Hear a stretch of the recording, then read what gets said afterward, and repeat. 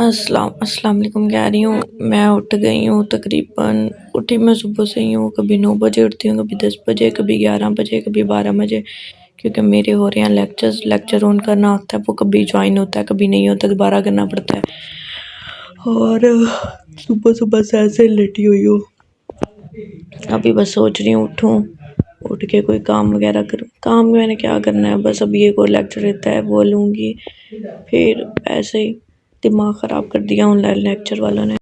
Okay guys, new GR होने की duties निभा रही हूँ। अटेंडेंस लगा रही हूँ, क्योंकि अभी अभी हमारे लेक्चर्स हुए हैं और अब कह रही हूँ 2 बजे तक हमारे लेक्चर्स हुए हैं। अभी एक और शायद हो। अभी मैं थोड़ी देर के लिए रेस्ट करने लगी, नमाज़ पढ़ेंगी ज़ोहर की, उसके बाद नेक्स्ट लेक्चर लेंगे। तो आज मैंने सोचा कि क्यों ना कुछ हेल्दी खाया जाए, क्योंकि जब से रमज़ान स्टार्ट हुआ है रोज़ाना समोसे, पकोड़े, चिप्स और उसके साथ टिक्कियाँ ये खा खा के ना मेरा काफ़ी ज़्यादा डिस्टर्ब हो जाता है। तो मैंने सोचा चना चाट बनाती हूँ, क्रेविंग भी काफ़ी ज़्यादा हो रही थी। अच्छा, वैसे भी टाइम जैसे जैसे वहाँ से कम होता है सहरी में, वैसे ही इफ्तारी में टाइम बढ़ जाता है। लेकिन ना इस समय मुझे एक चीज़ का लॉजिक समझ नहीं आया। पहले मैं तकरीबन 4:30 या 4 बजे इफ्तारी बनाना स्टार्ट करती थी कि मैं 2 रेसिपीज़ बनाती थी और उसमें ना 6-15 ऐसे टाइम हो जाता था। अब मैं बेशक 5 बजे भी स्टार्ट करूँ ना, आधे घंटे में सारा काम कंप्लीट भी हो जाता है और मैं वेली बैठी और ये 1 घंटा गुजर नहीं रहा होता। पता नहीं अब आप लोगों के साथ ऐसे होता है या नहीं। ऊपर से ना यूनिवर्सिटी वालों ने ठेका लिया है कि इनको किसी ना किसी तरीके से जलील करना है। अगर छुट्टियां हो गई हैं तो फिर भी हम इन्हें रोजे की हालत में किस तरह बख्श दें। असल तो मसला हमारा यही होता था कि रोजा रख के सहरी के बाद इतनी ज्यादा नींद आ जाती है, यूनिवर्सिटी नहीं जाया जाता ना।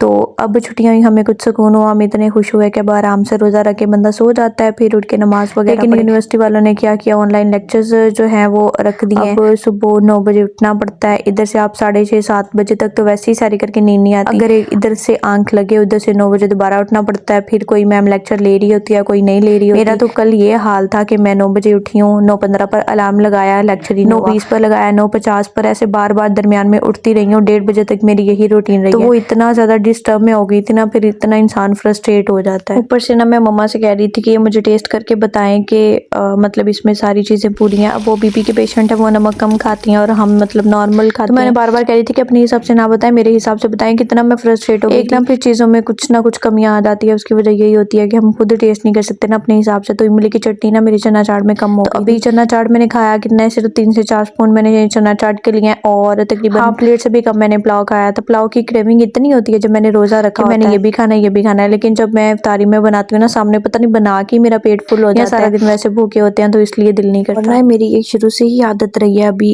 रमजान में नहीं, कि मैंने बहुत कम चीज़ बनानी, ज़्यादा क्वांटिटी में खानी थोड़ी होती है। लेकिन अब मैंने सोचा मैं थोड़ी सी चीज़ बनाती हूँ। अब ये देखें, मैंने आधा किलो से भी कम ये चावल बनाए थे सिर्फ अपने लिए, और मैंने सिर्फ हाफ प्लेट से कम खाया, हाफ प्लेट से। और ये वैसे के वैसे डब्बा भरा हुआ फ्रिज में पड़ा हुआ है। तो ऐसी चीज़ें वेस्ट नहीं करनी चाहिए, इसलिए मैं थोड़ी क्वांटिटी में जितनी मैंने खानी होती है उतनी चीज़ बना लेती हूँ। अच्छा जी, स्टाइल से मैंने बनाया था ना, आप लोग एक दफ़ा लाजमी ट्राई कीजिएगा। पहले आपने गर्म घी लेना है, गर्म घी करके, गर्म घी ने घी को गर्म करना है, उसमें सारे खड़े मसाले ऐड करने हैं, ठीक है। 1 लीमू ऐड करना है और उसके बाद अपने प्याज ऐड कर देने हैं। जब प्याज ब्राउन होंगे ना, तो आप उसके अंदर अपना चिकन ऐड कर देंगे। जब चिकन में कलर आ जाएगा ब्राउन कलर का, ठीक है, उसके बाद आपने अपने सारे स्पाइसेस ऐड करने हैं। और जिस तरह से कूटना नहीं है हरी मिर्च को, ऐसे ही जैसे मैंने काट कर बड़ी बड़ी डाली है ऐसे डालनी है, और टमाटर के छोटे छोटे पीसेस करके वो डाल देने हैं।